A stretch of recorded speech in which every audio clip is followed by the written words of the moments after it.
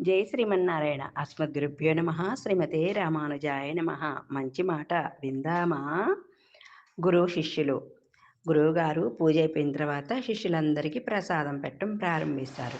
శిష్యులందరూ కూడా బాగా క్యూలో వచ్చి గురువుగారి చేత ప్రసాదం తీసుకోవటం బిగించేశారు.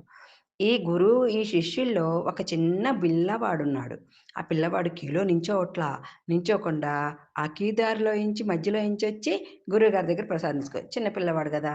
అందుకని గురువుగారు ఆడికి ప్రసాదం పెడుతున్నారు. ఇలా శిష్యులందరూ చూసి ఓహ్! చిన్న పిల్లాడు అలా 1కి 2 సార్లు, 2కి 3 సార్లు, 4, 5 సార్లు అలా పెట్టించుకుంటూనే ఉన్నాడంట వచ్చి మధ్యలో ఇంచొచ్చి.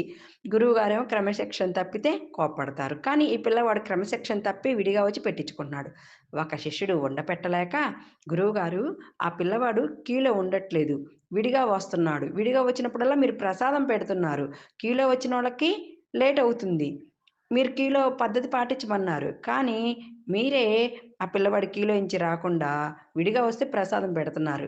ఎందుకని అని అడిగారు. అడిగితే అప్పుడు గురువుగారంటారు, "నువ్వు ఆ పిల్లగాడు ప్రసాదం పెట్టించుకొని పోయేదే చూస్తున్నావు. కానీ ఆ పిల్లవాడు ప్రసాదం పెట్టించుకొని పోయి బయట ముసలివాళ్ళున్నారు. క్యూలో ముసలివాళ్ళున్నారు. ముసలివాళ్ళకి అందరికీ ఈ ప్రసాదం పెడుతున్నాడు ఆ చిన్న పిల్లవాడు.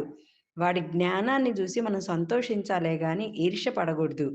పరమాత్మ గూడా అంతే. మనకున్న దాంట్లో ఎప్పుడైతే సద్వినియోగం చేసుకుంటామో, అంటే లేని వాళ్ళకి కానీ, గురువులకు కానీ, శిష్యులకు ఇతరితర ఎవరికైనా సరే, మన చెయ్యెప్పుడు పెడుతూనే ఉండాలా, ఇస్తూనే ఉండాలా మనకున్న దాంట్లోనే. అలా చేస్తూ ఉంటే నీవు సంపాదించిన ధనానికి సద్వినియోగం కలుగుతుంది. స్వామికి నివేదన చేసిన ప్రసాదం ఎప్పుడైతే పేదలకి, అన్నం ఆకలి అన్న వాళ్ళకి ఎప్పుడైతే దక్కుతుందో, ఆ పూజా ఫలితం దక్కుతుంది.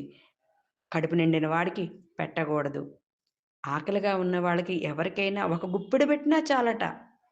అది 100 రెట్లతో సమానమంట. ఆ 100 రెట్లు, 1000 రెట్లని కాదు. మన ధర్మం, మన మానవ ధర్మం ఏమిటంటే ఆకలిగున్న వారికి పెట్టటం. దీనస్థితిలో ఉన్నవారు వచ్చి మన దగ్గరికి ఎప్పుడైనా చెయ్యి చాపితే, మనకున్నా లేకపోయినా ముందు వారికి పెట్టాలంట. మనకి పెరుమాళ్ళున్నారు గదా! ఇవ్వటానికి అనే మంచి దృఢ నిశ్చయం ఉండాల. అప్పుడు ఆ స్వామి నన్ను చూసుకుంటారు, నాకున్నది వారికి పెడితే అని నీవే భావంతో అయితే పెడతావో, మంచి భావనతోటి అది అమృతమవుతది. వారికి గాని, నీకు గాని, నీకు మంచి గలుగుతుంది. వారికి ఆకలి తీరుతుంది. స్వామివారి ఆనందిస్తారు. ఒక్కరికి నువ్వు అన్నదానం చేస్తే ఎంత పుణ్యమో, ఎంత ఫలితమో చూడండి. ఫలితం కోసం ఆశించకూడదు. మన కర్తవ్యం మనం నిర్వర్తించాలి. జై శ్రీమన్నారాయణ.